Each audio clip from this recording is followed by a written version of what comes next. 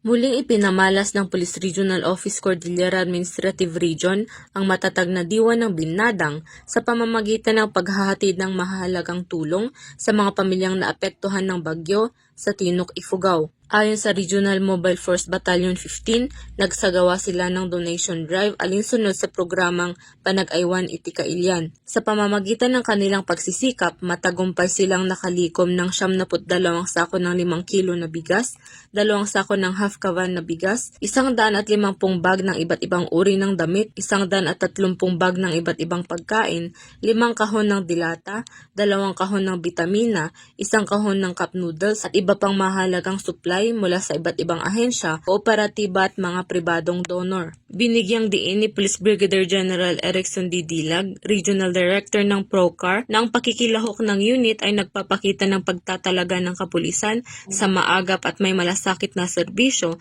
na lampas sa tungkulin ng pagpapatupad ng batas. Ang inisyatibang ito ay sumasalamin sa tunay na diwa ng Binadang, ang tradisyong Cordillera ng pagkakaisa at pagtutulungan na nagpapakitang sa panahon ng pagsubok, nagkakaisa ang komunidad upang magbigay ng tulong, pag-asa at paghilom sa bawat kakailian.